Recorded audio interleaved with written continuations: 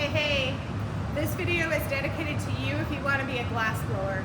We own a studio here, it's called the Glass Academy. We do videos on YouTube, but we get a lot of questions about how did you get started, what did it look like, and we figured if we gave you a background of that, it might be helpful to kind of know if you're thinking about owning a glass shop, buying a glass shop, renting from a glass shop. What does it take to be a glass blower? Yeah, this is a how-to on the equipment specifically of running a glass shop, and there's a lot to it, and the times are changing historically, even over the last 30 years. One generation, there's a big change. So let's take a quick tour around, and I'll talk about a few things that I know about, a few things that are happening in our studio. So my name is Michelle, this is Jacob. I started blowing in 1991. Jacob started much later, so some of our equipment's pretty old because it's been around our whole career. That's how long it will last. Yep, sounds good. So there's our gallery. Come on over into the hot shop. The hot shop stands for the hot area of glass blowing, folks. This is where the glass happens. You're going to see these guys finishing up a glass pumpkin over here, and they'll be starting up a new one. We'll say hi to them in a second, but you come through here, you see things are a little bit in disarray, and the timing of this video comes from our addition of a brand new furnace. So this is what a brand new unplugged in furnace looks like. Not even turned on. Let's go in for a dip. That's where the crucible and the glass will melt. I want you to take note of this stuff back here. When we built our glass studio, our first studio, we had to do all this equipment. You could not go buy a glass shop like you can today. Watch out, pumpkin coming by. Yeah, you think you want to make pumpkins? That's a great video on YouTube. So we'll take it behind the furnaces and come through here one time, but we'll start over here with the annealing ovens. We've got the glory hole. This is for reheating. These can be hand built, or at this point, there's actual people that specialize in building those, and you can purchase them. You got the annealing ovens. This guy's 1,000 degrees, and that's where you load all the pumpkins in or whatever you're making, and it cools down overnight. That's something that you should build yourself. That's something that's just basically a box. It's a make-your-own refrigerator, but it needs to have the electrical as well. And I think we use Digitree as the company. This one is for the controller, yep. It's a GB something, GB5, 5th generation, I believe. And you can see we've got our program cycles. You're able to program this. This is the temperature, a million different things you can do with it, but basically you want it to be hot and be cold when you want it to. Oh wait, while we're here, I'm gonna point out this big black pipe. Ooh, that is our gas line. DTE Energy loves us. That's a serious part of it too. And when you first start a furnace or a business, you got to think about that pipe. I mean, that's a serious natural gas line that you need to talk with the city, talk with DTE or whatever your provider is, and get that figured out. So you're saying you have to like pull permits and everything to get this done, right? Big time. That's a big safety situation. There's a lot of safety equipment in here, things that are instant shutoffs. This furnace is actually down right now. We tried to fire it up as an in-between furnace, one of our three, and we get it turning on. It stays on for 2,000, it gets up to 2,000 degrees, and then it shuts off, and the air keeps blowing. So then it cools all the glass on the inside. It cracks it apart, breaks the inside of the furnace, and then we turn it back on. It's been a nightmare over the past week and a half, so we just shut it off, and we're working with one furnace right now, which isn't ideal, but that's kind of what we're talking about. So do I hear you saying you're an artist and you're not an electrician, like you can't solve that problem? That's right. And luckily, Chris, my dad, Michelle's husband, is an amazing electrician and fix-it-all, know-it-all in the studio, so he can get a lot of this done, but sometimes we can't do it all. Little taste of the tools for what we're going to be installing. Come on back here and take a look at this new beauty. Isn't it usually hot back here? This one has no controller. It is usually really hot. It's not turned on yet. That old blue mechanism is for the middle furnace. This is our mechanism for the brand new furnace that we just purchased. And I don't know if we want to say how much it costs online at all, but it's basically a pretty nice new car. These are expensive. These pieces of equipment that are going to last another 20 years if we maintain them and keep them tight. And it looks like it's all sealed in and contained and tucked in together. You got to think about things like this, the recuperator, which you saw the old one by our glory hole over there a second ago.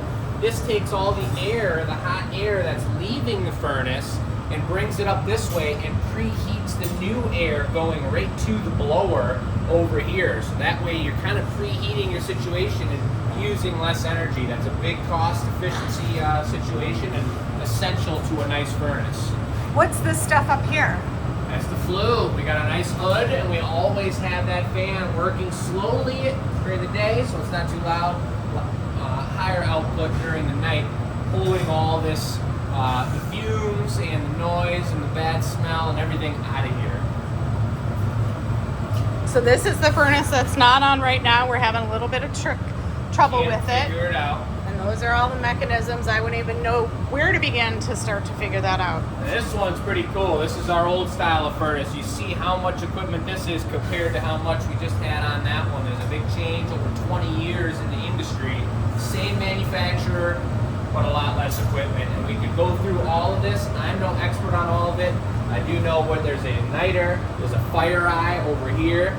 This ignites, that's like a spark plug. This is a fire eye that sees that there's actual flame in there and allows the igniter to ignite the flame and get the burner going so that it's not just pouring out gas when there's actually no flame in there at all. So like if I was, it is like what you say, like a car. Like if I didn't know all this stuff and I was building a studio, who would maintain this for me? That's a good question. That's why we're doing this video. Like you have to kind of have some of this knowledge. Maybe you want to rent a studio instead of build a studio. When we make our way around, and this is the furnace that's on, so it's obviously a lot hotter over here. We got the guys whipping up a pumpkin stem. It's probably going to look pretty nice. Not necessarily a part of the video, but well, since we're here, would you why look not? at this? Real hot. You got to think about what type of glass you're using, color, temperature, and teamwork. Pumpkins are the hot trend. How many pumpkins do you need to make to maintain the studio? It's like 10. Yeah. 10 times 100. So that's a general overview, and there's our furnace hot at 2100 degrees. When you think about the gas bill for that running monthly, it's a big one, so that's why efficiency is important and all that other goodness. So let's just go down the line here. What is this thing? That is the pipe warmer where Matt's having a pipe from, preheating it. That's a pretty simple piece. It's coming off the natural gas line. But they have a bunch of equipment too. Here's a glory hole, a small one. You have 3 glory holes. Now, how did you build this studio? Did you like get a grant? Were your parents wealthy? Like, how did you get all the time and energy to do this? You tell me, Mom. So that's another thing. There's this fantasy. Some people in their retirement will build a studio or a shop, but I'm just telling you, if you're starting from the beginning, there are lots of tools and equipment you need to make glass blowing. It is not a cheap endeavor in the beginning years, for sure. This is from an old job site that I worked at, this equipment here. This is our running furnace at the moment. I mean, Chris knows how to monitor that. I do not. We have another GB4 over here. Then what are these? Used lockers that house what? Pipes. How much do those pipes run?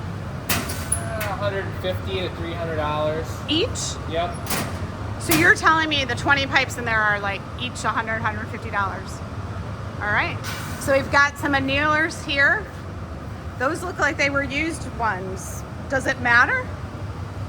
Depends on your shop and how you want to do it. All right, we got another one, and then you got a glory hole working over there. We got a knockoff table. Some torches here. Got a bench, you got to sit somewhere. How much are the tools? What do those run? Tools are expensive. Like, give me an idea of the jacks. $325 was the last price I remember for a small. Yep. Glass blowing, you need some fans, and then you need raw materials. That's what these guys are. The color.